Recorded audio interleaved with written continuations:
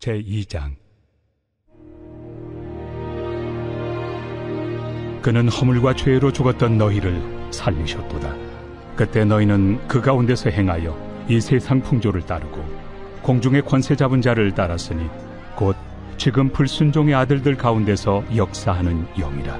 전에는 우리도 다 그 가운데서 우리 육체의 욕심을 따라 지내며 육체와 마음에 원하는 것을 하여 다른 이들과 같이 본질상 진노의 자녀이었더니 긍휼이 풍성하신 하나님이 우리를 사랑하신 그 큰 사랑을 인하여 허물로 죽은 우리를 그리스도와 함께 살리셨고 너희는 은혜로 구원을 받은 것이라. 또 함께 일으키사 그리스도 예수 안에서 함께 하늘에 앉히시니 이는 그리스도 예수 안에서 우리에게 자비하심으로써 그 은혜의 지극히 풍성함을 오는 여러 세대에 나타내려 하심이라. 너희는 그 은혜에 의하여 믿음으로 말미암아 구원을 받았으니 이것은 너희에게서 난 것이 아니요 하나님의 선물이라. 행위에서 난 것이 아니니 이는 누구든지 자랑하지 못하게 함이라. 우리는 그가 만드신 바라 그리스도 예수 안에서 선한 일을 위하여 지으심을 받은 자니 이 일은 하나님이 전에 예비하사 우리로 그 가운데서 행하게 하려 하심이니라. 오늘 본문 말씀은 에베소서 2장 1절부터 10절까지 은혜로 받은 구원입니다. 사람은 누구나 행복해지기를 원한다고 합니다. 좋은 사람과 결혼하면 행복하겠지. 좋은 직장에 들어가면 행복할 것이다. 자녀를 잘 키우고 명예를 쌓으면 그리고 안정을 얻으면 등등 지금보다 환경이 나아지면 행복해질 것이라 생각한다고 합니다. 그래서 끊임없이 현재에 없는 미래의 행복을 향해서 나아가는 것이 사람이라고 합니다. 그런데 진짜 만족을 얻는 사람과 만족을 얻지 못하는 사람은 한 가지 차이가 난다고 이야기합니다. 만족과 감사가 있는 사람은 내게 있는 것, 허락하신 것을 사랑하는 사람이고 반대로 불만과 불행애로 빠지는 사람은 자신에게 없는 것을 사랑하는 사람이라 이렇게 이야기합니다. 이것이 바로 행복한 사람은 있는 것을 사랑하고 불행한 사람은 없는 것을 사랑한다 라고 하는 레지나 브렛의 책의 요약입니다. 신앙도 마찬가지죠. 쉽게 실족하는 사람과 만족을 누리는 사람의 차이는 환경의 차이가 아닙니다. 그것은 말씀이 있냐 없냐의 차이고 말씀으로 지금의 환경을 해석하느냐 못하느냐의 차이입니다. 지금의 환경과 상황이 나에게 허락하신 뜻과 하나님의 뜻을 발견하는 사람은 내 훈련으로 받고 감사하게 되고 주신 의미를 깨닫지 못하는 자는 계속해서 실족하고 입이 항상 튀어나오게 된다는 것이죠. 나는 족하다 하며 만족하는 자인지 끊임없이 없는 것 때문에 불평불만하는 자인지 돌아보는 시간이 되기를 원합니다. 오늘 바울도 에베소 교인들에게 은혜로 너희가 구원을 받았다고 하면서 세 가지 단락으로 나누어서 이야기합니다. 바울은 3단 논법으로 설명을 참 잘하는 자였죠. 오늘 세 가지 단락은 인간의 죄인된 상태, 그리고 그런 인간을 구원하신 하나님의 사랑, 마지막은 그 사랑의 결과, 이렇게 비포와 애프터로 세 가지 논법으로 이야기하고 있습니다. 먼저 1절부터 인간의 과거 상태가 나옵니다. 1절, 그는 허물과 죄로 죽었던 너희를 살리셨도다. 죄성 때문에 이 땅에서 죄만 짓다가 사망에 빠질 수밖에 없는 상태가 바로 인간의 상태였고 에베소 교인들의 상태였다고 말합니다. 이것은 인간의 어떠한 노력으로도 죄에서 빠져나올 수 없는 상태와 처지를 말합니다. 술 중독된 사람이 술에 빠져나올 수 없는 것처럼 담배에 중독된 사람이 식후에 담배에서 빠져나올 수 없는 것처럼 죄인이 죄에 빠진 것이 당연한 형국이라는 것이죠. 바울은 이러한 상태에 있는 너희를 살렸다라고 선포하고 있습니다. 이렇게 화장실 들어갈 때 나올 때가 다르듯이 나의 원래 처지와 상태가 어떤지를 잃어버린다면 교만할 수밖에 없고 내가 받은 은혜가 얼마나 큰 것인지를 깨달을 수 없습니다. 우리 모두는 예수 믿지 않으면 허물과 죄로 인해서 지옥을 면치 못할 신세였다는 것이죠. 2절에 그럴 수밖에 없는 이유가 나옵니다. 그때에 너희는 그 가운데 행하여 이 세상 풍조를 따르고 공중의 권세 잡은 자를 따랐으니 곧 지금 불순종의 아들들 가운데 역사하는 영이라. 그때에 우리는 죄 가운데 행하며 세상 풍조들을 따랐는데 그럴 수밖에 없었던 이유는 영적인 문제가 있었다고 말하고 있습니다. 곧 사탄 마귀를 따를 수밖에 없는 상태였기 때문이라고 이야기합니다. 아비 마귀에게서 나서 마귀를 따르다 끝날 인생, 그 인생이 에베소 교인들과 우리들의 인생이었습니다. 사탄 마귀는 누구입니까? 하나님의 뜻을 거스르고 하나님과 같이 되려고 한 천사이죠. 이런 사탄 마귀의 역사가 오늘날 불순종의 아들들, 결국 죄인들의 삶 가운데에 붙잡고 있는 영이라고 바울은 이야기하고 있습니다. 그 영을 쫓는 자들의 특징은 무엇입니까? 3절에 전에는 우리도 다 그 가운데서 우리 육체의 욕심을 따라 지내며 육체와 마음에 원하는 것을 하여 다른 이들과 같이 본질상 진노의 자녀였더니, 이들의 특징은 육체의 소욕을 따르는 자들이라는 것이죠. 마음에 원하는 것을 행하면서 진노를 쌓는 자들이라고 표현합니다. 골로새서 3장 5절에도 땅에 있는 지체를 죽이지 않는 자마다 5가지 모습이 나타난다고 합니다. 그것은 음란과 부정과 사욕과 악한 정욕과 탐심이라 말씀하시죠. 이렇게 세상에는 두 종류의 사람이 있습니다. 하나님을 진노하게 하는 본질상 진노의 자녀가 있고 하나님을 기쁘시게 하는 믿음의 자녀가 있습니다.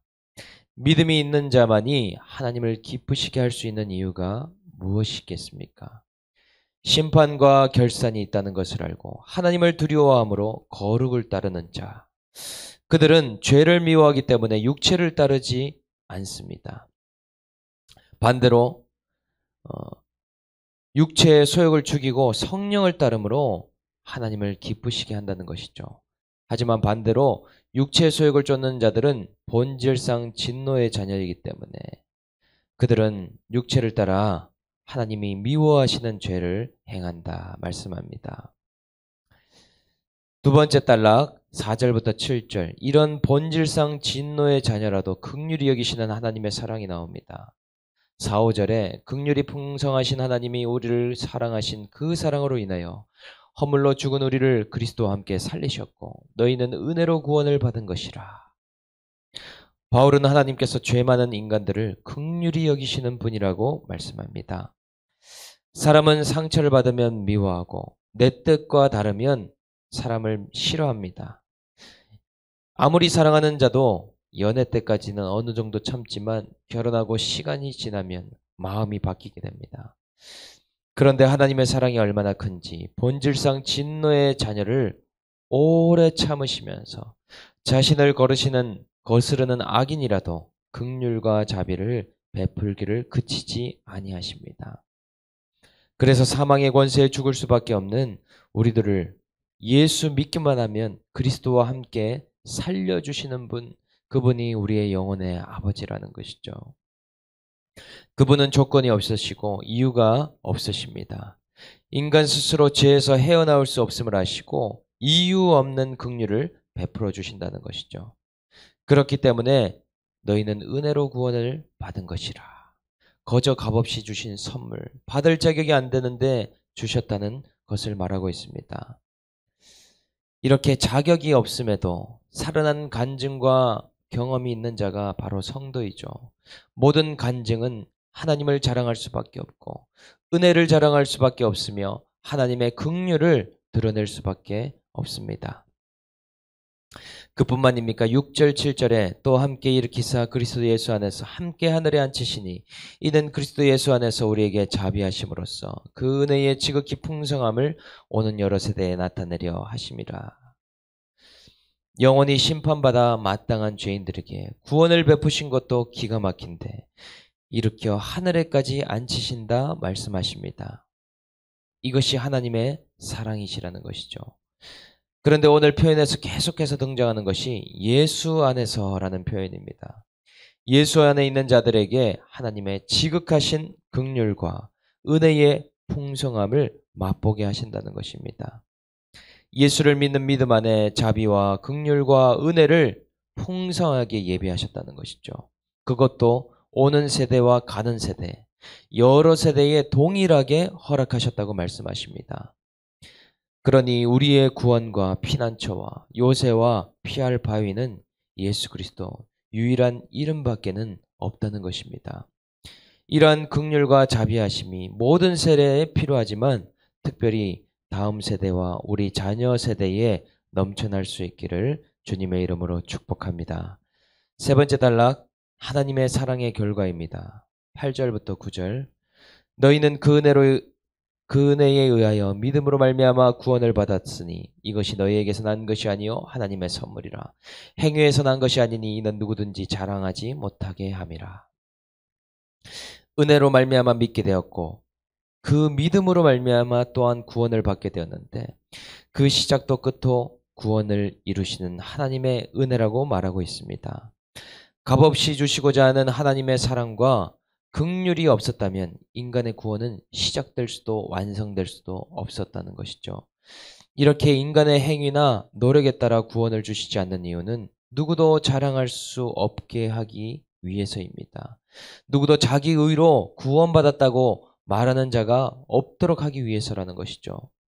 예수의 의가 아니면 아무도 선물을 받을 수 없다는 것을 깨닫게 하기 위해서입니다.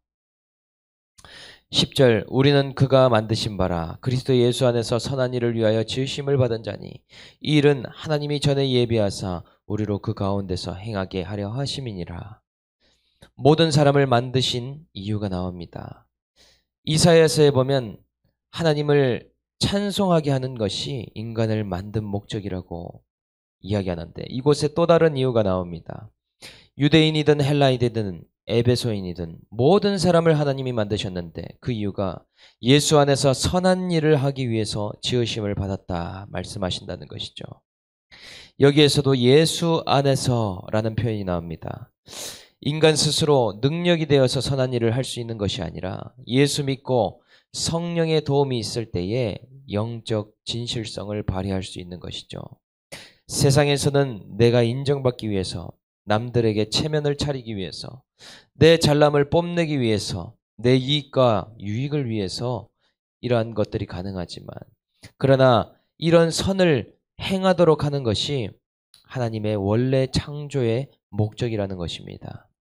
오직 예수 안에서 선한 일을 하기 위함이 이 땅에 부르신 목적이라는 것이죠. 이런 행동을 누가 할 수 있는가? 나는 죽은 인생이었는데 예수로 인해서 덤으로 살게 된 인생임을 고백하는 자만이 가능한 일입니다. 살아도 죽어도 주를 위해서 어떤 일을 해도 어떤 봉사를 해도 예수 때문에 하는 자, 그런 자만이 가능하다는 것이죠. 나는 오늘 모든 것을 예수 안에서 하는가? 예수를 위해서 하는가? 오늘 하루 묵상해보면서 예수 안에 맡긴 모든 선한 일을 감당할 수 있는 하루가 될 수 있기를 주님의 이름으로 축복합니다. 적용 질문 드리겠습니다. 나는 만족하고 있는 자입니까? 잘 실족하며 넘어지는 자입니까? 하나님의 긍휼을 구해야 할 다음 세대 자녀는 누구입니까? 남들에게 체면이나 내 자신을 드러내려고 하는 행위와 모습은 무엇입니까? 나는 모든 일을 예수 때문에 하고 있습니까? 나 때문에 하면서 생색내고 있습니까? 나를 드러내지 않고 예수 안에서 섬겨야 할 자리와 환경은 어디입니까? 함께 기도하고 마치겠습니다. 기도하겠습니다. 하나님 아버지 참으로 감사합니다. 허물과 죄로 죽을 수밖에 없는 저에게 어찌된 이유인지 갚을 수 없는 은혜와 구원의 길을 허락해 주심에 감사합니다. 그럼에도 은혜 받을 때는 감사와 만족으로 충만하지만 환경과 상황이 크게 들어올 때 불평이 나올 때가 있음을 고백합니다. 그럴 때마다 어떤 자리에서 어떤 은혜를 받았는지 기억하게 하여 주시고 은혜의 지극히 풍성함을 깨달을 수 있는 하루가 될 수 있도록 은혜 베풀어 주시옵소서. 앞으로 오는 세대들 다음 세대와 자녀 세대도 긍휼을 허락하여 주시고 특별히 세비주와 세비청에 주님 큰 은혜를 베풀어 주시옵소서. 오늘 하루도 저희 모두가 예수 안에서 모든 선한 일을 감당할 수 있는 능력을 부어주셔서 모든 일을 은혜로 감당하는 하루가 될 수 있도록 도와주시옵소서. 특별히 믿지 않는 가족들에게 이 은혜의 선물, 값없이 주시는 구원의 선물이 임하기를 기도합니다. 긍휼의 풍성함으로 구원받는 우리 모든 불신 가족들이 될 수 있도록 주님 긍휼을 베풀어 주시옵소서. 감사를 드리며 우리를 구원하신 예수님의 이름으로 간절히